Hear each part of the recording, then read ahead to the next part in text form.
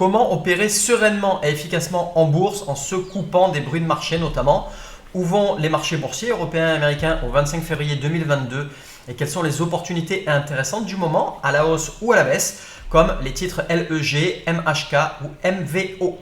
Salut les traders malins, on va voir tout ça dans cette nouvelle vidéo d'extrait de suivi hebdo des marchés boursiers pour la 8e semaine de 2022. Juste avant, je vous invite à cliquer sur le bouton s'abonner pour pouvoir rejoindre les autres traders malins abonnés à Bourse Ensemble.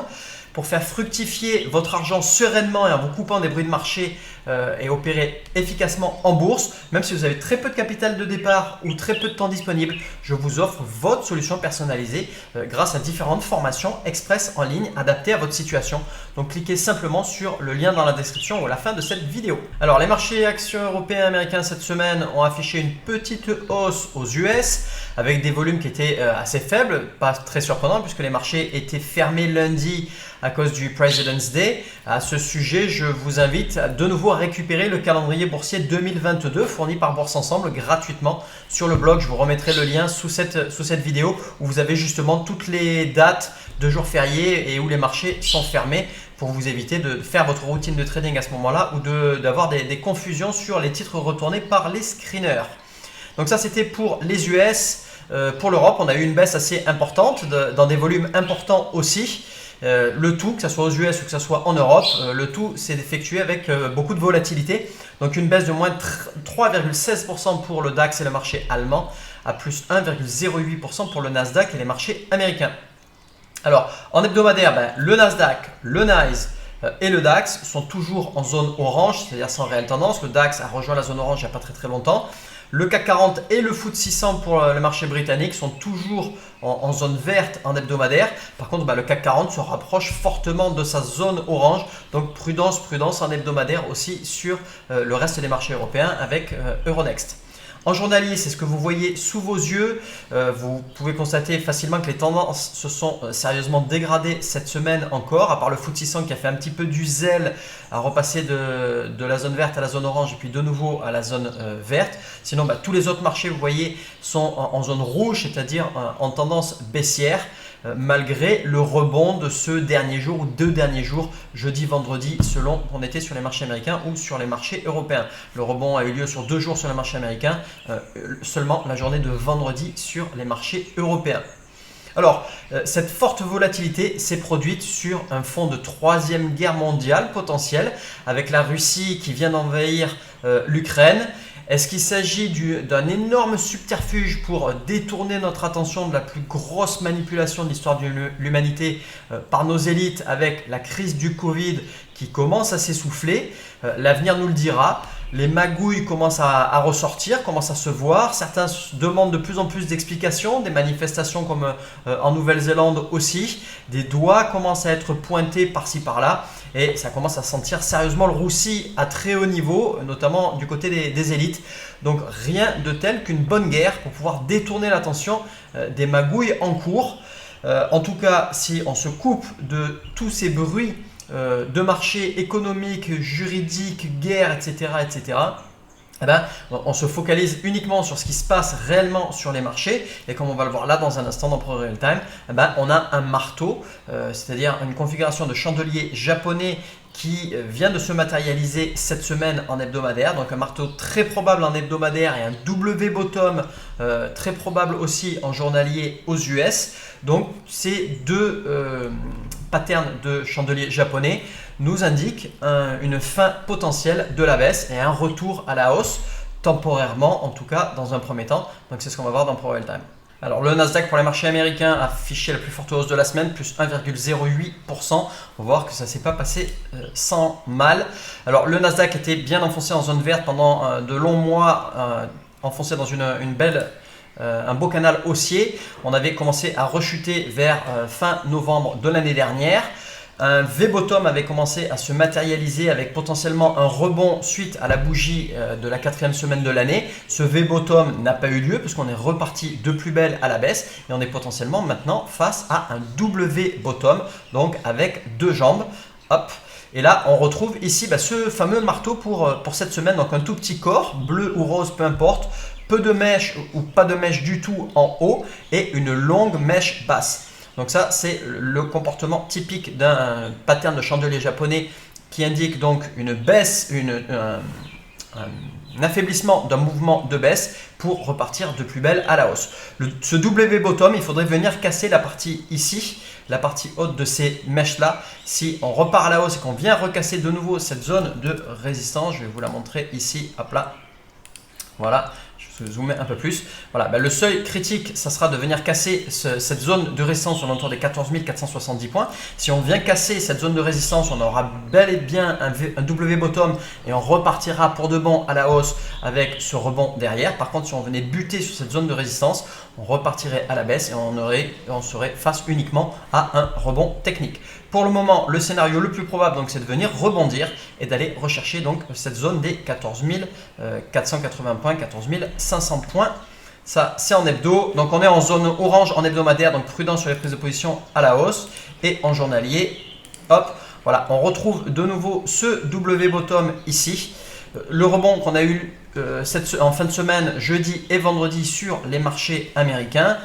Hop, donc avec une forte augmentation des volumes sur le rebond de la séance de jeudi. Et donc cette résistance là des 14 480 points à aller chercher. Vous pourrez constater qu'on est bien enfoncé en zone rouge. C'est-à-dire que c'est sur des tendances, c'est des opportunités à la baisse qu'il faut aller chercher sur le Nasdaq et surtout pas des opportunités à la hausse, malgré le petit rebond technique actuel sur lequel on va très certainement faire face là dans les jours qui viennent. Le CAC 40, un scénario assez similaire cette semaine et ces 2 dernières semaines, ce qui vient de se passer sur les marchés allemands, même si on n'était pas sur un canal horizontal, mais on était sur une belle tendance haussière et toujours en zone verte en hebdomadaire. Les marchés d'Euronext continuent à bien résister. On retrouve de nouveau aussi ce marteau comme sur l'ensemble des autres marchés. Donc on a touché un plus bas sur le support des alentours des 6380 points. On rebondit derrière. Hop, voilà, et on retrouve le rebond des séances de jeudi et vendredi, même si on est enfoncé en zone rouge maintenant en journalier. En journalier, c'est bien entendu sur des opportunités à la baisse qu'il faut se focaliser. Et en hebdomadaire, on peut continuer à aller chercher sur le long terme, sur une tendance de fond, des opportunités à la hausse. Au niveau des opportunités actions de la semaine, je vous rappelle qu'on arrive sur la fin de la période d'annonce de résultats trimestriels pour le 4e trimestre de 2021 aux États-Unis, grosso modo de mi-janvier à fin février. Donc vérifiez bien les dates d'annonce de résultats sur des sites comme Finviz, sur Zone Bourse, sur investing.com par exemple. De nouveau, je vous incite à récupérer le calendrier boursier 2022 pour avoir toutes ces dates-là et ne rien oublier. Donc on a eu beaucoup de volatilité cette semaine de nouveau, beaucoup de brouhaha avec les événements actuels, avec notre approche en analyse technique et en analyse graphique et grâce à nos outils puissants, les screeners, les indicateurs techniques pour trouver des belles opportunités, même dans un tel contexte, on peut continuer à se couper de tous ces bruits de marché et même particulièrement, c'est vraiment ce qu'il faut faire et c'est ce que je vous recommande de faire.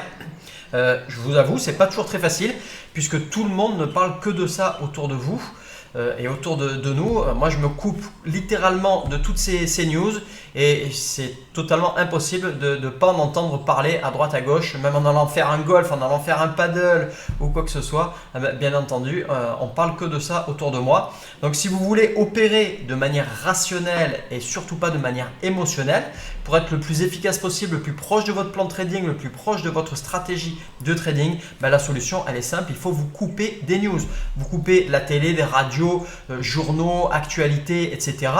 Je vous assure, vous n'allez rien rater, vous serez beaucoup plus tranquille, vous opérerez de manière beaucoup plus sereine, vous allez énormément gagner, économiser du temps aussi. Et vous serez nettement plus efficace en trading. Au final, vous vivrez très bien sans toutes ces news et vous ne raterez absolument rien pour opérer correctement en bourse, je vous assure. Donc, coupez-vous des news. Donc, au niveau des opportunités, on a de la zone rouge quasiment partout, sauf en UK, sauf au Royaume-Uni. Donc, le focus, bien entendu, il reste sur les opportunités à la baisse en journalier. C'est le focus sur lequel j'insiste bien depuis de nombreuses semaines, depuis qu'on est rentré en zone orange, puis en zone rouge sur la plupart de nos marchés de référence. Donc, dans cette vidéo de suivi hebdo, on va surtout voir des opportunités à la baisse. On va aussi voir quelques opportunités à la hausse, puisque les membres de GEBS, certains d'entre eux sont quand même un petit peu intrigués par ce qui se passe à la hausse. On va voir si quelques opportunités retournées par nos screeners étaient si bonnes que ça à la hausse.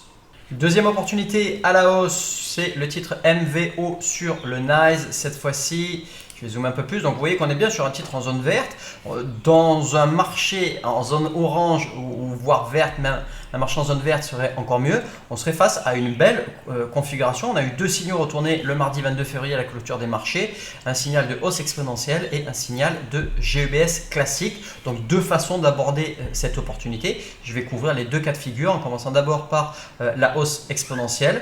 Donc on a une jolie patrouille de France, les moyennes mobiles qui s'élargissent, tout ça c'est bien. On a un joli rebond sur la moyenne mobile à 14 jours positif. On a une cassure des derniers plus hauts et de la dernière résistance ici super. On est sur le premier ou troisième signal selon qu'on ait remis les compteurs à zéro ici avec cette petite consolidation tout juste d'une trentaine de bougies. Peu importe, ça ne change pas grand chose. Au niveau des bémols, on a des volumes qui sont assez faibles dans l'ensemble. On est aux alentours des 50, 60, 70 000 transactions par jour. Ça suffit même pour les plus débutants d'entre vous. Donc, ce n'est pas véritablement un bémol. Par contre, on a une annonce de résultat qui est assez proche, prévue pour le 11 mars. Je vais matérialiser ici avec la ligne verticale rose. On est au-delà des 10 bougies, donc vous avez suffisamment de marge de manœuvre. Mais il faudra être très vigilant si vous prenez une position en arrivant proche du 11 mars. Donc, une opportunité pour moi qui est très bien, mais qui est plus risqué avec la période d'annonce de résultats trimestriels qui est assez proche, et un marché qui est en zone rouge. Donc pour moi, au final, cette opportunité, elle est à bannir. Dans un autre contexte, elle serait très bien. Là, dans le contexte actuel, c'est beaucoup trop risqué. La technique de GEBS, pareil, très bien. On a un joli triangle haussier pour la matérialisation du calme plat, une jolie baisse des volumes pour toujours la matérialisation de ce calme plat, une très belle tempête le 22 février avec une forte hausse des cours, forte hausse des volumes. Tout ça, c'est extrêmement positif, mais c'est plus risqué avec l'annonce de résultat qui est très proche et c'est encore beaucoup plus risqué avec le marché qui est en zone rouge, donc à bannir aussi. Le titre LEG à la baisse toujours sur le NYSE en journalier. Deux signaux de baisse exponentielle cette semaine. Du côté des éléments positifs, donc vous voyez qu'on est bien sur un titre en zone rouge. Le titre en zone rouge, le marché en zone rouge. On est tout dans le bon sens. On a une jolie patrouille de France qui nous indique donc une chute qui est en train de s'accélérer.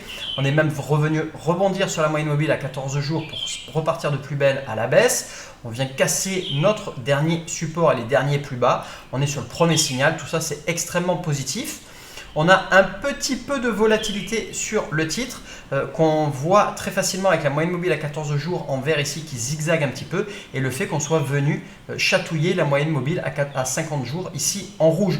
Donc tout ça fait qu'il y a un petit peu plus de risque, une opportunité qui reste correcte. Mais il faut laisser suffisamment de place à votre stop loss, notamment suffisamment de place pour pouvoir encaisser des variations comme celle qui a eu lieu ici ou un rebond qui avait eu lieu ici. D'accord? Donc le stop loss, normalement, il est encore loin. Donc tenez bon votre position et on est sur une opportunité qui est correcte. On termine avec le titre MHK sur le NYSE, une configuration très similaire à ce qu'on vient de voir avec le titre LEG, mais un petit peu moins sympathique. Pourquoi? On est sur un titre qui est en zone rouge, mais qui est moins enfoncé en zone rouge que le titre précédent. On a une jolie patrouille de France qui nous indique une accélération à la baisse. On a un joli rebond sur la moyenne mobile à 14 jours, ça c'est bien. On vient casser le dernier plus bas aussi, super. On est seulement sur le deuxième signal, tout ça c'est bon aussi. Par contre, on a encore un peu plus de volatilité que sur le titre MHK. Si je ressors de nouveau ma règle, vous voyez que donc on a une moyenne mobile à 14 jours en vert qui zigzague pas mal. On vient enfoncer encore plus fortement la moyenne mobile à 50 jours à deux reprises. Une fois ici, hop, et une deuxième fois ici.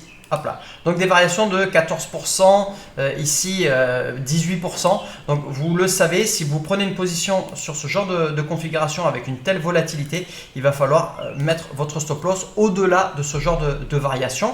Normalement, votre stop loss n'a pas été touché. Donc pour moi, c'est une opportunité qui reste correcte, qui est risquée, pardon, parce qu'on a un peu plus de volatilité que le titre précédent. J'ai accepté aussi opportunité correcte. Donc tenez bon, votre stop loss est encore assez loin normalement si vous l'avez placé correctement et vous voyez que le rebond des deux derniers jours est parti dans le mauvais sens, mais normalement vous devriez être loin de votre stop loss encore. Voilà, pour conclure cette vidéo de suivi hebdo, je vous rappelle, coupez-vous des bruits de marché, news, télé, radio, médias sociaux, journaux, etc., etc. c'est que du bruit, ça ne vous apporte absolument rien en termes de qualité de trading. Focalisez-vous sur ce que font vraiment les marchés, ce que font vraiment les intervenants sur les marchés et leurs interprétations à la limite si vous voulez des news, etc. Mais vous n'avez pas du tout besoin de suivre les news. Donc n'écoutez pas les bruits, les rumeurs, les news autour de vous. Voilà, merci d'avoir regardé cette vidéo en entier. Cliquez sur le bouton j'aime et abonnez-vous à Bourse Ensemble pour vous aider à faire fructifier votre argent efficacement en bourse. Même avec très peu de capital de départ ou très peu de temps disponible, je vous offre différentes formations express pour une solution personnalisée adaptée à votre situation en ce moment. Pour ça, il suffit tout simplement de cliquer dans le lien dans la description ou alors sous cette vidéo. Voilà, je vous dis à très bientôt et n'oubliez pas, faites partie des traders malins qui opèrent sereinement et efficacement en se coupant des bruits de marché et en se focalisant uniquement sur les comportements réels sur la bourse.